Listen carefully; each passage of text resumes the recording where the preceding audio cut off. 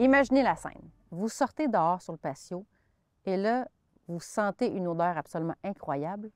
Il y a le voisin qui est en train de faire fumer de la viande et ça sent divinement bon.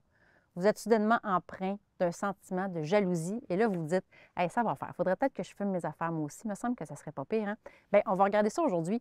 2 modèles de fumoirs qui vont vous permettre de vous initier à ça, à la fumaison ou au fumage, en fait. Donc, si vous souhaitez avoir une option portative, par exemple, vous allez au chalet, en camping, puis vous aimeriez faire fumer des viandes, des poissons là-bas, il y a Green Trail, entre autres, parmi les marques qui en font, qui fait un petit fumoir portatif, 2 étages, qui est entièrement pliable. Ça vient dans un petit sac de transport, c'est léger, ça ne pèse rien. C'est un fumoir qui fonctionne avec des petits brûleurs à fondu qu'on vient mettre en dessous ici.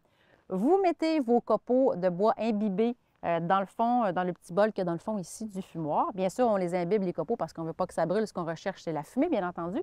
Vous déposez ensuite vos aliments sur la grille, vous refermez le couvercle et c'est parti.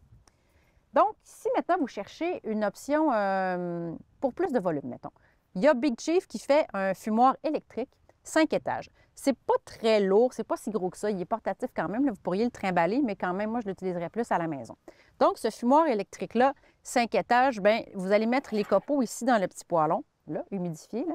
Vous déposez ça sur l'élément chauffant dans le fond.